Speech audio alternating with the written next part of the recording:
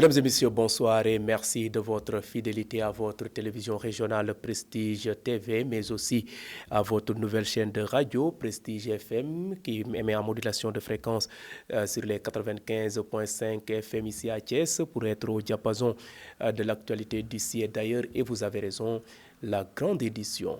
Un seul titre sera développé dans cette édition dans le cadre de ses tournées économiques et après le Sénégal oriental, le chef de l'État Macky Sall séjourne dans la cité d'Iraï du 8 au 11 février. Hier, une foule immense lui a réservé un accueil triomphal. Le chef de l'État fait 4 heures de tour d'horloge pour rallier la gouvernance. Le suivi de l'actualité internationale et la page sportive mettront à terme à ce rendez-vous d'information. Merci de votre fidélité. Le développement, c'est dans une poignée de secondes.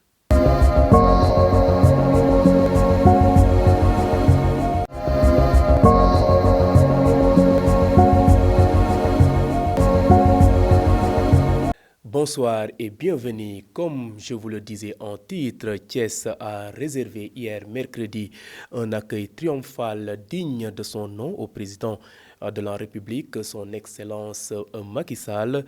De l'autoroute Ila Touba au centre-ville, il y avait foule pour confirmer au chef de l'État que Thiès a dit oui. Temps fort de cette belle journée de mercredi avec Moussa Mbaye.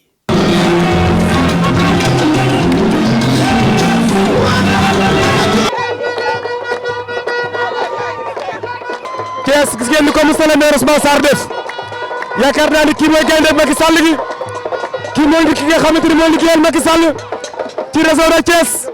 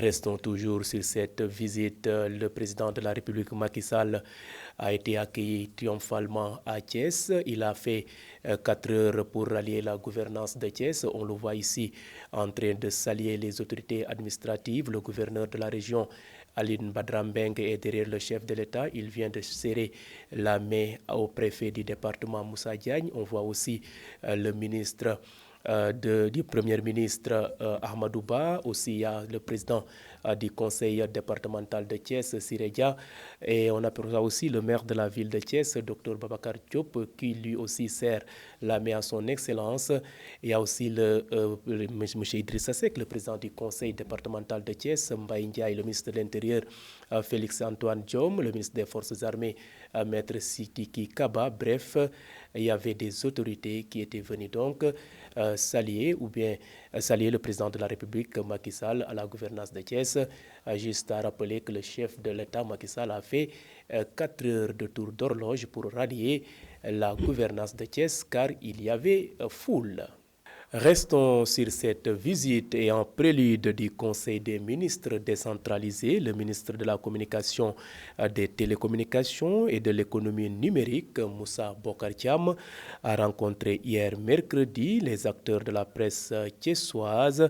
La rencontre a vu la présence des patrons de presse qui ont exposé leurs difficultés qu'ils rencontrent dans ce secteur. Le ministre s'est réjoui de cette rencontre. Il a exhorté les médias à se conformer aux normes régies pour donner la bonne information. Moussa Bocar Thiam est ici au micro de nos reporters Mambiram Sissegei et Doudou Dieye.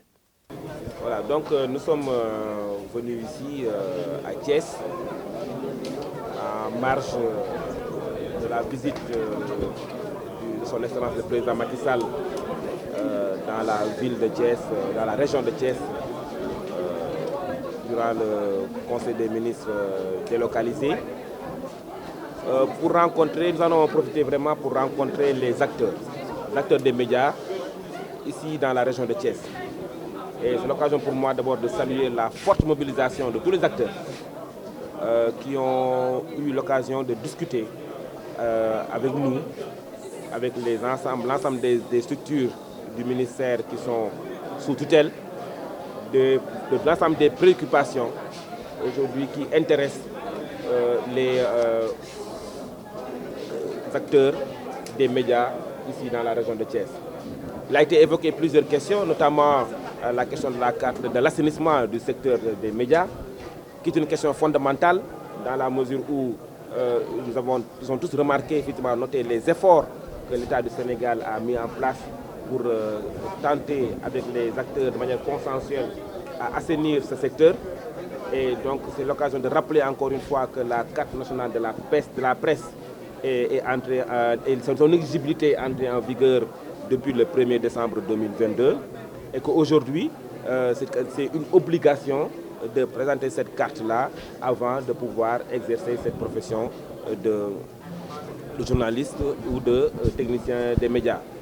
Et c'est l'occasion pour réitérer encore une fois cette exigence-là forte de la part de l'État du Sénégal, qui veillera effectivement au respect par tous les acteurs des médias de l'exécutivité de cette carte de presse, qui est fondamentale pour assainir ce secteur. Le ministre des Sports, Yankoba Diattara, et ses équipes ont effectué mardi une visite de terrain sur les sites des stades Maniang Soumaré de Thiès, Champ de course et Tivaouane. Cette activité est consacrée à une constatation physique du niveau d'évolution et d'avancement des travaux afin d'amorcer les actions idoines pour leur achèvement et la mise à disposition des stades aux populations en général et la jeunesse en particulier. À l'issue de ce tour, le ministre promet de mieux accompagner le secteur en termes d'infrastructures. Yankoba Diattara ici au micro de Moussa Mbaye. Conformément aux instructions du chef de l'État, son Excellence Macky Sall, et du Premier ministre Amadou Ba, pour le suivi régulier et permanent des projets et programmes en cours dans nos différents ministères. Donc j'ai entrepris des visites de chantier au niveau des différentes localités du pays. Donc comme vous l'avez dit, j'ai été à Sédhiou et à Kédougou la semaine dernière. Et aujourd'hui, comme vous l'avez dit, nous sommes à Thiès, donc en prélude au conseil présidentiel et à la tournée économique du chef de l'État. Donc j'ai démarré les visites ce matin à Tivaouane, où l'État du Sénégal a prévu de réhabiliter le stade municipal, mais également dans le cadre des projets. Donc le chef de l'État nous a instruit également de travailler sur la construction de stades départementaux au niveau de chaque département du pays. Donc c'est dans ce cadre que nous avons effectué une visite à Tivaouane, mais également avec le maire, nous avons déjà retenu un site pour abriter le stade départemental de Tivaouane. Donc après-demain certainement lors du conseil présidentiel sur la région de Thiès, nous reviendrons sur l'ensemble des projets en cours dans la région de Thiès. Mais dans la ville de Thiès, vous savez que l'État du Sénégal également a entrepris un certain nombre de projets que nous allons réaliser. Ici à Maniang Soumaré, nous avons prévu de reconstruire la tribune. Les deux anciennes tribunes seront démolies et une tribune de 2000 places sera construite ici à Maniang Soumaré. Nous allons également reprendre la grille de protection, donc de même que pour le gazon synthétique, c'est déjà réalisé avec la Fédération sénégalaise de football. C'est pour dire simplement qu'aujourd'hui, tous les acteurs sont unanimes que nous devons mutualiser nos efforts pour doter nos acteurs d'infrastructures, donc de qualité, d'infrastructures aux normes. Nous allons également ici à Maniang Soumaré reprendre l'éclairage sportif, donc pour dire simplement que nous sommes disposés et nous envisageons même la construction d'une autre tribune, donc de l'autre côté, du côté donc de la douane. Pour ce qui est donc du champ de course, le champ de course également donc, sera réhabilité. Nous avons la tribune est fonctionnelle, je pense qu'elle est dans un état acceptable. Seulement, il faudrait que l'aire de jeu, par exemple le terrain de football, soit peut-être un peu réhabilité. Nous avons même envisagé donc, d'en faire un terrain synthétique.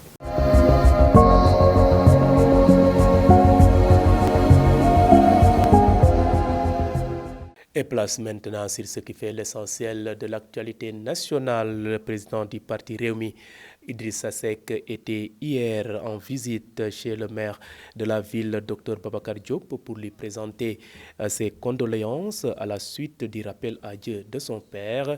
Ceci est le point de départ des faits marquants de l'actualité nationale de ce jeudi qui porte la signature de Fatou Fall Gueye. Démarrons les actualités nationales avec l'appel lancé aux jeunes par Sonko pour la résistance. L'appel lancé aux jeunes par le leader de PASTEF, Ousmane Sonko, pour leur demander de rester prêt à tout moment, de ne pas écouter ceux qui tentent de les dissuader pour se battre, n'est pas partagé par le président Idrissa Seck. En visite au domicile de Babacar Diop pour lui présenter ses condoléances à la suite du rappel à Dieu du père du maire de la ville, Idrissa Seck, est revenu sur les péripéties de la présidentielle 2019 qui ont failli faire basculer le pays dans une spirale de violence. Ensuite, Prytanée militaire célèbre 100 ans d'excellence et d'intégration africaine. Plus de 15 délégations africaines et 1600 invités prendront part ce week-end à Saint-Louis au lancement officiel des activités marquant la célébration du centenaire de Prytanée militaire. L'annonce est du président de l'amicale des anciens enfants du troupe, Saliou Momardien, qui a également précisé un budget de près de 500 millions est prévu pour l'ensemble des activités prévues dans ce cadre. Terminer les actualités nationales à l'hôpital principal de Dakar, les travailleurs de l'hôpital principal de Dakar ont tenu une manifestation pacifique pour dénoncer un non-respect du protocole d'accord que l'État du Sénégal avait signé le 10 mai 2022 avec les syndicats de la santé. Le dit protocole porte encore autre sur le paiement de la dette due aux hôpitaux, l'augmentation par l'État de la subvention des hôpitaux et le paiement de l'indemnité de logement. Ce dernier point, regrette-t-on, fait l'objet du traitement inéquitable des agents de la santé. Ainsi, les menaces d'aller vers une grève jusqu'à que l'État respecte la dite convention. C'était tout pour les actualités nationales.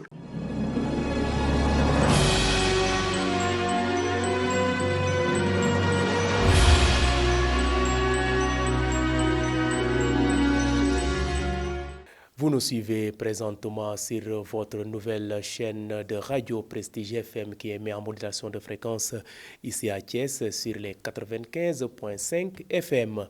Et à présent, place à ce qui fait l'essentiel de l'actualité internationale. L'actualité internationale sur Prestige TV. Après le Mali, le ministre russe des Affaires étrangères Sergei Lavrov était hier mercredi en Mauritanie où il a offert le soutien de Moscou dans la lutte anti-djihadiste.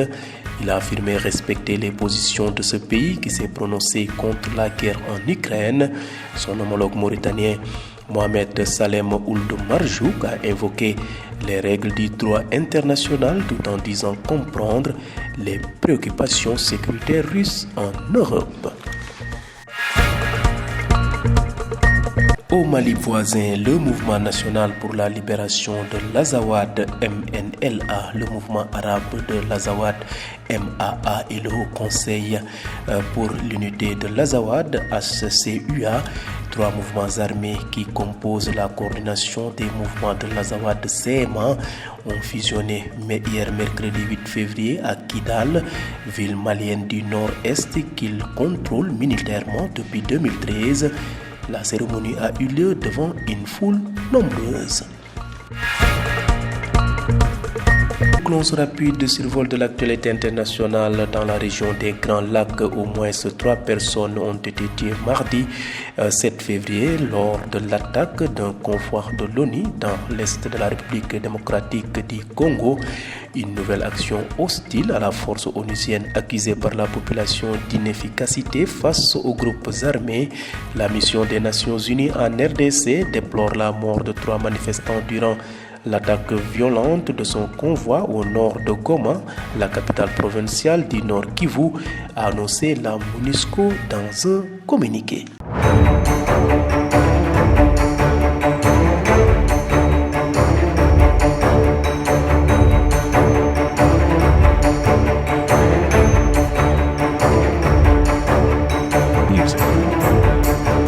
Et bouclons cette édition par une note sportive à moins de 10 jours du démarrage de la Coupe d'Afrique des Nations des moins de 20 ans prévue en Égypte. Le sélectionneur du Sénégal, Malick Daf, a dévoilé sa liste avec des expatriés et des champions d'Afrique, nous dit Isaac Tapa. Olympique Marseille face au PSG. Les Marseillais réalisent l'exploit et filent en quart. À l'issue d'un match qu'ils ont globalement dominé, les Marseillais se sont qualifiés pour les quarts de finale de la Coupe de France face au PSG 2-1. C'est la première victoire de l'Olympique marseillais dans un classique au Vélodrome depuis novembre 2011. Grâce à des buts d'Alexis Sanchez et Ruslan Malinovski, l'Olympique marseillais s'est qualifié en quart de finale de la Coupe de France face au PSG à l'issue d'une rencontre où les Parisiens n'ont jamais su être à la hauteur de l'événement. Le Caire, Ismaïlia et Alexandrie prêts à accueillir la CAN U20 Égypte 2023. La CAF, la Fédération égyptienne de football et la comité d'organisation locale LOC mettent la dernière main aux préparatifs de la Coupe d'Afrique des Nations UV Total Énergie, l'un des événements phares de la CAF pour les jeunes. Le coup d'envoi de la compétition sera donné le 19 février 2023 avec le match d'ouverture entre l'Égypte, pays hôte, et le Mozambique, pays d'Afrique australe, au Cairo International Stadium. A rappeler que 3 stades accueilleront la compétition qui se déroulera jusqu'au 11 mars 2023. Il s'agit du Cairo International Stadium, du Suez Canal Authority Stadium et du stade d'Alexandrie. Nous terminons toujours avec la CAN U20 Sénégal. Malick Daf dévoile sa liste avec des expatriés et des champions d'Afrique. À moins de 10 jours du démarrage de la Coupe d'Afrique des Nations des moins de 20 ans, le Sénégal a publié sa liste des joueurs qui vont participer à cette compétition. 26 joueurs, dont 4 joueurs qui ont récemment remporté le CHAN, dont Lamine Camara, Libas Ngom, Djibril Diarra, Pape Amadou Diallo et 3 expatriés. Mamadou Lamine Camara et la RS Berkane au Maroc. Pape Demba Diop de Zulte Wergman au Belgique et l'attaquant Souleymane Faye qui évolue actuellement à CF Talvera en Espagne. C'était tout pour l'actualité sportive. Merci donc à vous Isaac Dapa pour cette note sportive. Mesdames et messieurs, c'en est tout. C'était le rendez-vous de l'actualité de ce jeudi 9 février 2023. Vous étiez trop nombreux à nous suivre à l'étranger grâce au réseau IPTV, mais d'autres optent pour nos différentes plateformes, à savoir le site d'information www.prestigechess.com, les pages YouTube et Facebook Live de Prestige. Mes mentions spéciales à nos auditeurs qui nous ont suivis grâce à la nouvelle radio Prestige FM qui émet en modulation de fréquence sur les 95.5 FM. Merci et bonne fin de soirée.